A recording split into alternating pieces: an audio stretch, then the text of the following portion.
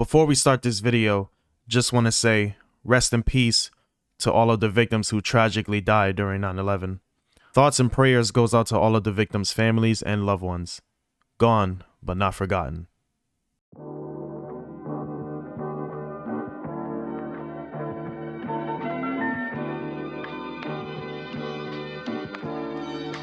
Ladies and gentlemen, allow me to welcome you to NBA 2K22. The day that I am recording this video is September 10th, which will be the day before this video goes out. I do want to remind everyone that this is indeed the next gen version of the game that you can get your hands on by purchasing the cross-gen bundle for your Xbox Series or your PlayStation 5. I will not be covering or playing the current gen version of this game this year. So I just wanted to give you guys that heads up. With NBA 2K22 being released, there's a lot of new things to go through and showcase for you. But before we get started, I just want to give you guys a salute for showing up to the video. It means a lot. If you want to further support the channel, please be sure to hit the subscribe button and tap the bell icon so you'll never miss a video again. If you want to follow me on my socials, links will be in the description box below. So let's begin. The first thing that I want to talk about is my initial impressions on the game, which as of right now, for the most part, is on a positive note. I know that I said the same thing last year with NBA 2K21, where I was in a honeymoon phase at the beginning, but then ended up not liking the game at the tail end of the game's life cycle. But I honestly think that some of the things that NBA 2K21 did wrong, this game corrected. The biggest thing that I want to point out is the pacing of the game. In comparison to last year, the speed of the game has been turned up a bit, which is a positive for me. That was one of my biggest complaints about last year's game, and when I made my wish list for this game, that was actually the first thing that I requested. So I'm just glad that they turned up the speed of the game. I'm super happy about that. The shot meter has a new look for NBA 2K22, and as someone who uses the shot meter, I know that a lot of people don't use it for percentage boost on their shots. I think that the meter is pretty good this year. They even added sound effects for when you shoot a perfect release.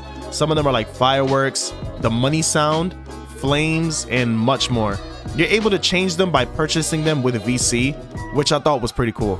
But when it comes to the actual meter, it's really easy to get a perfect release. As you can see me shooting around in the 2KU with Chris Middleton. So in terms of that, I'm thoroughly pleased. Next, I want to talk about the dribbling.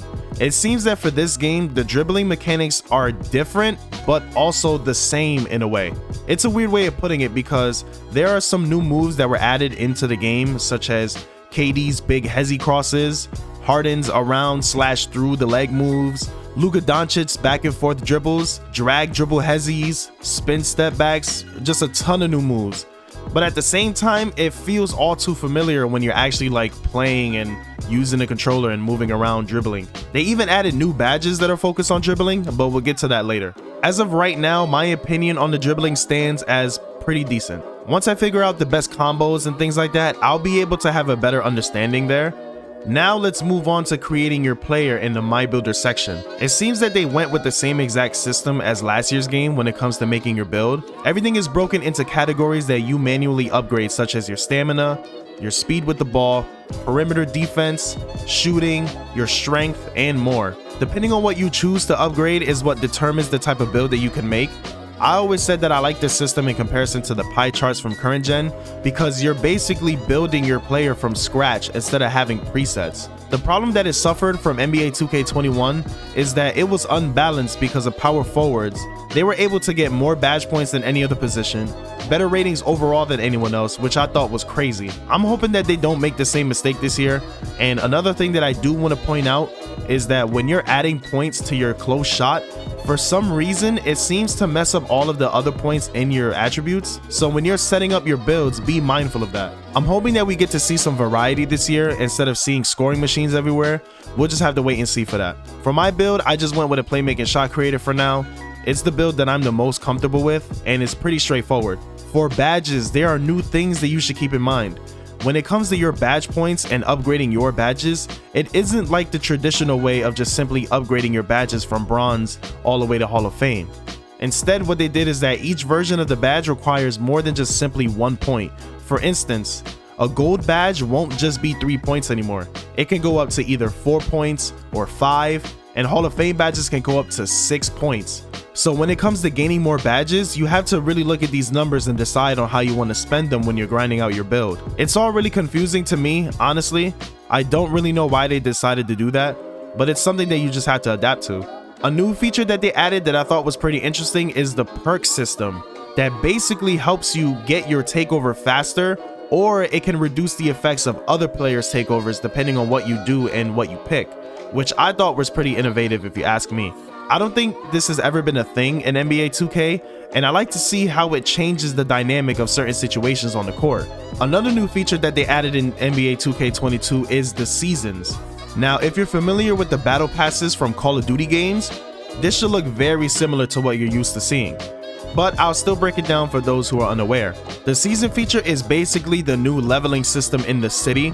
As you're playing and winning games, your season level will increase, and with each level you get rewards such as clothing, banners, and most importantly, attribute and badge boosts. It goes up to 40 levels, and then after some time they'll introduce season 2, then season 3, season 4, and onward, and you level up again with probably better rewards than things that were in season 1.